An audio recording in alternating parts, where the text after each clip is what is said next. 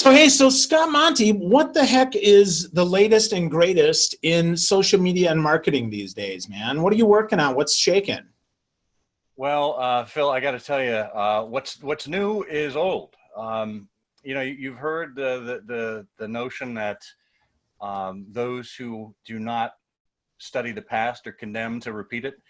I think we're running into the same thing in digital and social, and it really comes from I think a lack of institutional memory.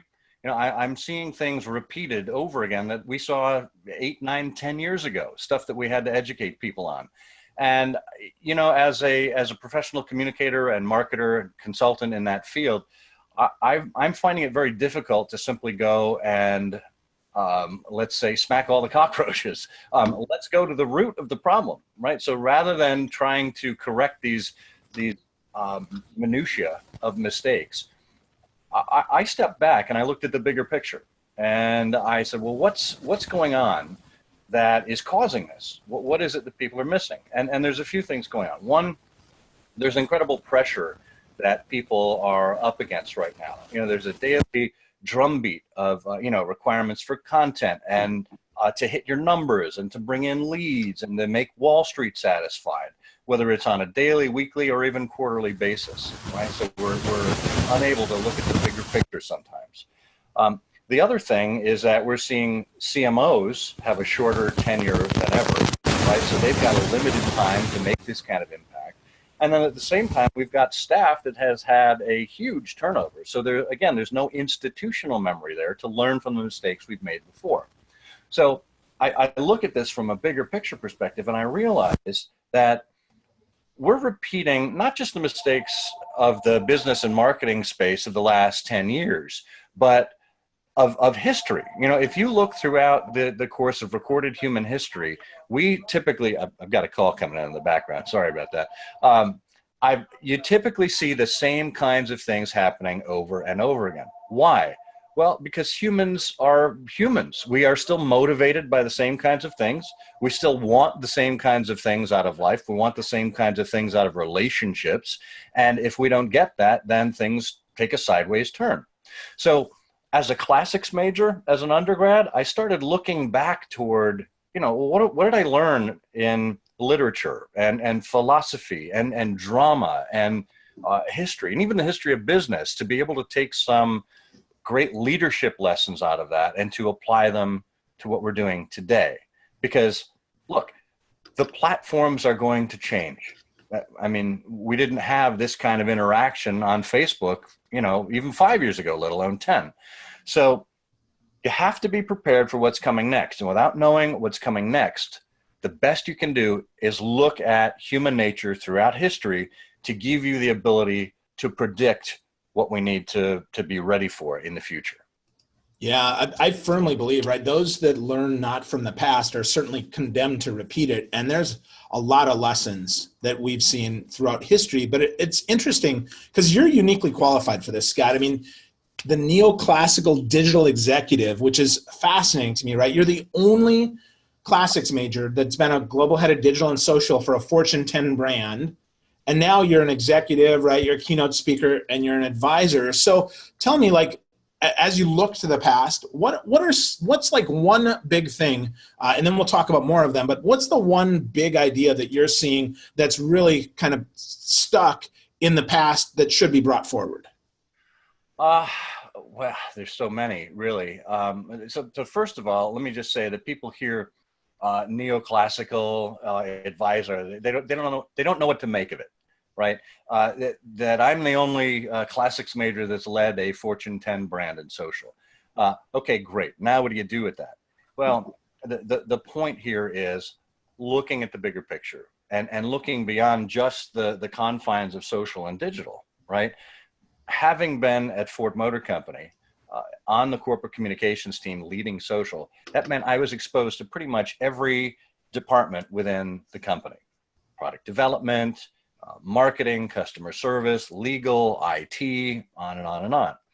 And you get a pretty good sense as to how a business runs and how strategy fits around all of that. And I think that's the most important part here, is understanding strategy. Because when you look back into history, you look at philosophy, whatever, it's really about understanding strategy first, rather than simply going after all the tactics. You think about the great battles in Roman history, in the history of the Roman Empire, an empire that lasted for 1,000 years. That didn't happen by accident, right? It happened by strategy. And even in the middle of their development, when it turned over from Julius Caesar's dictatorship, which irked a lot of people, enough so that a group of 12 of them got together and stuck a few daggers in him 44 times. That's an issue, right? So Augustus, who took over at that point, knew that the empire, the citizenry, needed a narrative. They need to understand how they fit into this bigger picture of the world that they understood. At the time, everybody knew the Iliad, right? This Greek epic about the Trojan War, lasted for 10 years. Well, Augustus got the poet Virgil to create a narrative for Rome and its founding, which actually traced its roots all the way up to Augustus, right? So Augustus was able to basically give himself some kind of connection to the gods as a result. And that's how the Aeneid was born. And it became the national narrative. It was a strategic move on Augustus's part to give people a story to anchor them to the Roman Empire, to give them more meaning and to give the society more meaning as a result.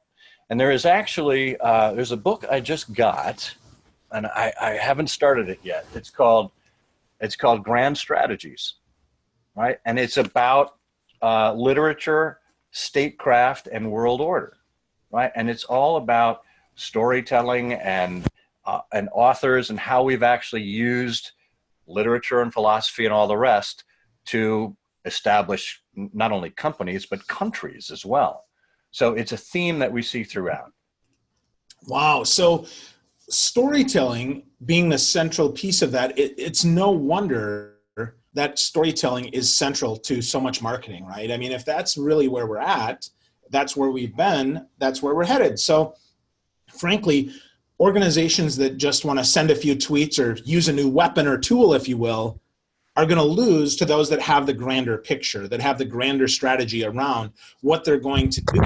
How do they even get started, Scott, overcoming that? Because that is a mindset, right? That it's this quarter, right? I got to fix this, the quarter ends in 2 weeks. What do I do?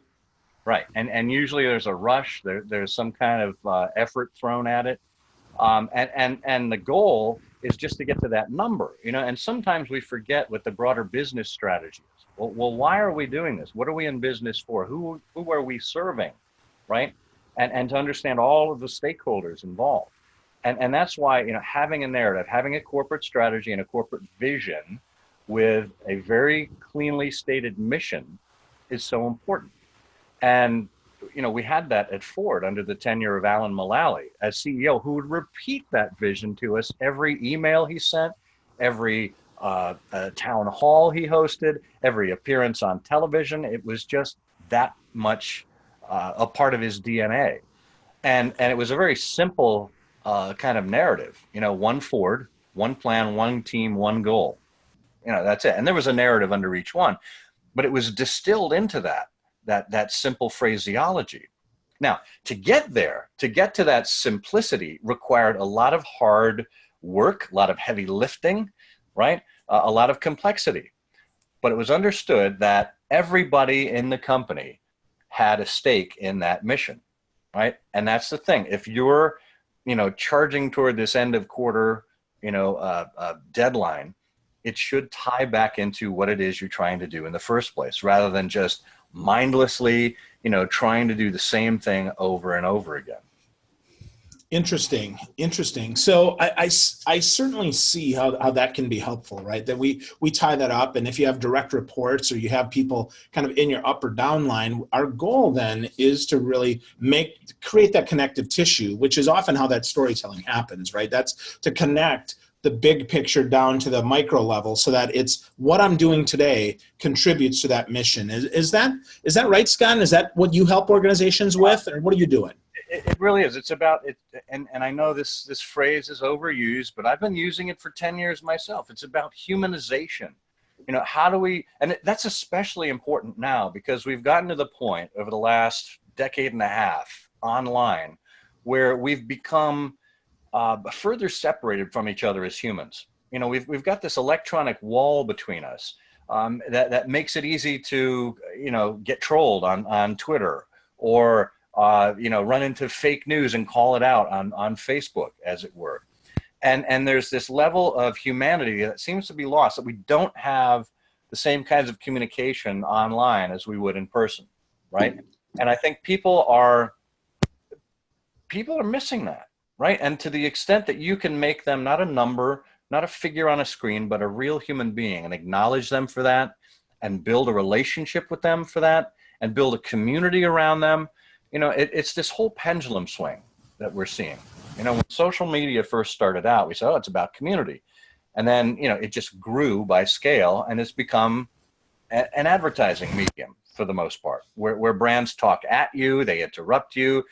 You're very unlikely to see stuff in your feed that isn't algorithm based.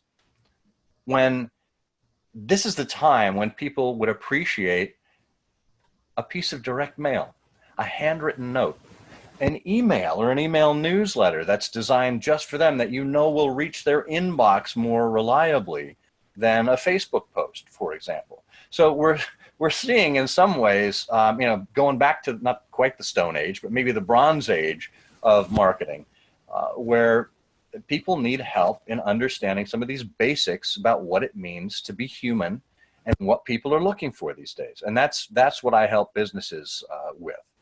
Fantastic. Yeah, I was talking to my sales team this morning, and we're talking all about the sequencing of how we reach out to customers. But the key is, yes, the guts of the message, if you will, the thing that we want them to download that's going to add value to them.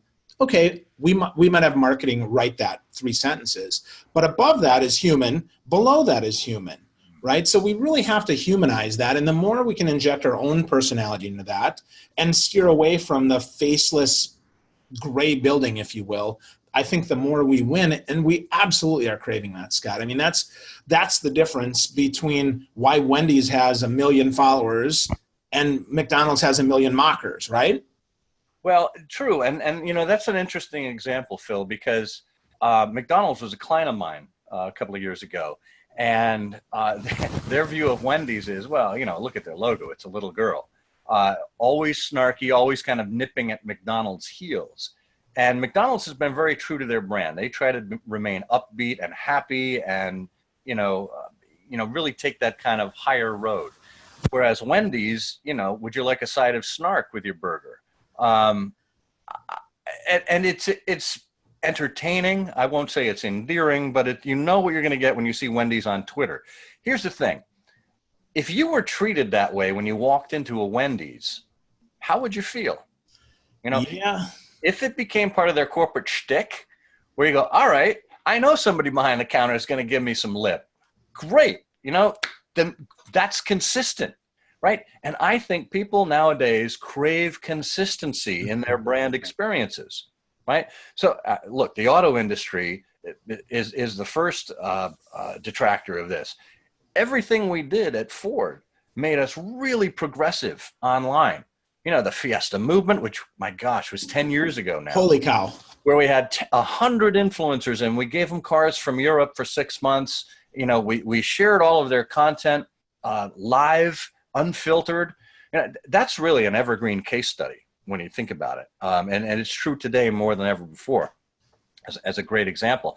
But that was showing how progressive Ford was. Well, you go to a dealership at that point, maybe after the close of the campaign in late 2009, and you're treated like it's 1974.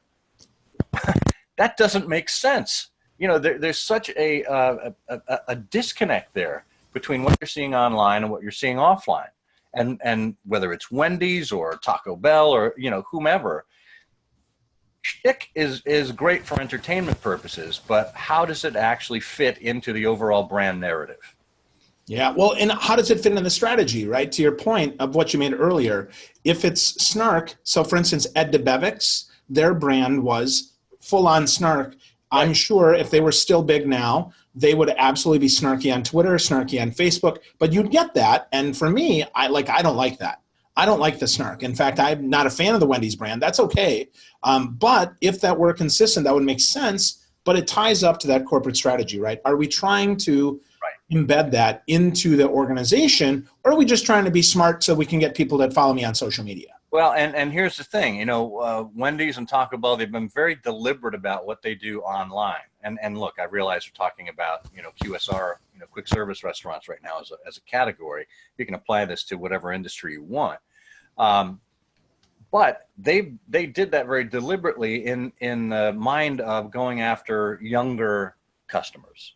Now, great. Okay, if you've determined that younger people appreciate this kind of humor and the memes that you're doing and the, you know, the clapbacks at your competition, great. However, how does that translate to sales? How does that translate to what you're trying to accomplish with your corporate brand? Are you just trying to increase word of mouth and hope that at that point you're going to see an offshoot that leads to further sales? Maybe, right? But again, tying that back to what the corporate goals are is so important.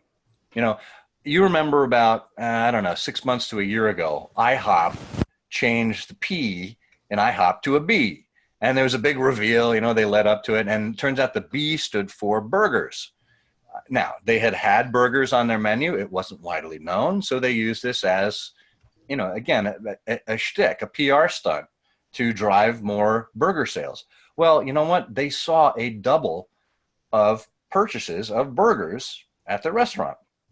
And what they've done just over the last week is actually pretty smart. They've gone back to that campaign. So they've created a consistency throughout. They identified all of the people online who were naysayers, who said, this isn't going to work out. You know, it's just a stunt, et cetera. And they identified those people and put them on what they call the Bancake list. Right? Bancakelist.com, I think, is where you can find it. And if you put your Twitter handle in there and you talk snark about IHOP or IHOB the last time around, your name comes up on that list and they say, you're banned. You're banned from the store. But you can get into our good graces by saying something nice about us, right? And they've got a new launch of burgers. And they've got a burger with a pancake bun, like in between the other two buns. So there's a consistency there, and they're actually doing the old Jay Bear hug your haters kind of thing. It's pretty smart. It's pretty smart. So there's consistency there, and they've actually been able to see a lift in sales as a result. Wow. I wasn't aware of that. That's great. And hopefully the employees at the store are aware of what's going on digitally so that they can then, if they happen to see, maybe they see that tweet, right, and they notice location awareness, now they can actually greet them and say, Scott, thanks for saying something nice about us after being a snarker, or right, something like that, right? Maybe you get a free cupcake or something. Or, you know, even if corporate were to set up kiosks in all of the store, you know, because it's hard for these managers and store employees to focus on the stuff that's going on online when they're really trying to do their best in store.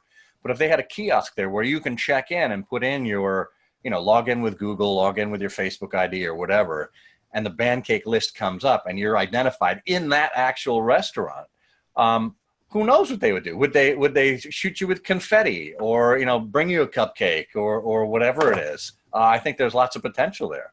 Yeah, absolutely. So lots of stuff there. And if we take that to a, you know, an organization maybe that's more, you know, even more brick and mortar perhaps, right? As people walk in, just identify your customers. My friends at AJ Bombers used to do this often, right? They'd recognize people based on social media. And this is like, you recognize your regular customers. Everything old is new again, huh, Scott? That's absolutely right. Absolutely right. And I'm a big fan of AJ Bombers because in Madison, they actually created the Full Monty burger named after me. Well, what was on it? I got to hear this. Pretty much everything. Excellent. Chicken, egg, cheese, you know, your choice of condiments. It was something. Wow. I'm never that famous. I did happen to write a book with Joe Sorge, but I didn't get a burger named after me. So I'm going to have to talk to those guys because Joe sold the organization. Go back to the well, ask him for one. Well, Joe sold the company. Oh, okay. So, yep, Joe doesn't own it anymore. But yeah, we can tease him about that when we share this on social media a little bit. That Scott got a burger, I did not. What the heck is up with that? Right. So, yeah. Well, let's talk about old and new as well. Let's talk about podcasting, Scott, because I started a podcast like 12 years ago, and I stopped and started and stopped and started, and now I'm doing this conversation with Phil, just talking with smart people like you, which I really enjoy, because it's the format is loose and we can talk about what we want. Hopefully, those 7 people that listen enjoy it as well. But you had the Full Monty podcast, which was a lot of work, man. So what happened with that, and what's next? Yeah. So, I've been a podcaster for 13 years now. I started with a Sherlock Holmes podcast, which was really designed to help me just express myself within a hobby, and also to see how this new medium played out with more mainstream consumers rather than talking B2B kind of stuff to an audience that already understands it. So it taught me quite a good deal about audio production and editing and all the rest. And I realized at some point that I wanted to do a podcast for my own business, and I wanted it tied to my newsletter. Now, the Full Monty, which I have played with over time, became a roundup newsletter, a curated newsletter that just had so many stories in it. And I said, well, what if I took 15 minutes a week and just talked about a couple of the things there, a couple of the more salient stories of the week. And I did that as a live Sunday evening show on Facebook, and I would take that audio and I would make it into a podcast. Sunday evenings are tough. You're up against the Academy Awards and Game of Thrones, and everybody just preparing for Monday. So I stopped the live show, and then I took the audio podcast to just do those stories again, audio only. However, as I began to explore more of this historical, neoclassical kind of thing, I thought, well, I could do some storytelling here, almost like Paul Harvey, if you remember the rest of the story. Favorite podcast of all time. Used Amazing. to do it on the noon show, Scott. Absolutely. So I said, well, what if I could shorten it to just 5 minutes, and do this major reveal about some business figure or historical figure, and then just have that twist at the end and make it relevant to people. So I started doing that. Well, Phil, the challenge with that is coming up with a new story every week and producing it. When I'm traveling and I'm dealing with family and all the rest, it really became too much. In addition to the newsletter, in addition to new business development and client work, it's just too much for a single person to do. And I decided after 72 episodes to put a moratorium, a hiatus on the podcast. And I'm now in the midst of thinking about it from a series perspective or a seasonal perspective. I'm seeing a lot of podcasts, and Wondery is one of my favorite podcast networks. They've done things like Business Wars and Inside Jaws and The Shrink Next Door, where it's 6 or 7 episodes. It's all contained. There's a story arc that goes throughout all of those episodes, and you're able to close it down and then do another season whenever the time strikes you. So I'm starting to think about some of these examples, some of these historical instances, and putting those into a seasonal format for the Full Monty podcast rather than just week after week after week. So it's going to be the neoclassical Monty. Is that what we're calling it, or do you have a name yet? I haven't picked it out yet. I talk a lot about timeless wisdom on my blog at scottmonty.com, and I think it may tie to that somehow. I haven't quite figured out exactly how it's going to be branded or what the narrative is going to be, but I want it to be something that's more universal, something that stretches beyond just marketing and communications leaders, which is an important audience. But I want it to be something that appeals to a more mainstream audience. Awesome, that's fantastic. So we can look for that. What you think? Probably in the fall. I have no idea on the timing at this point. No promises. That's fair. That's fair for sure, buddy. So cool. So we got hooked up 15 years ago on the Age of Conversation tour when that happened, and have hung out since then.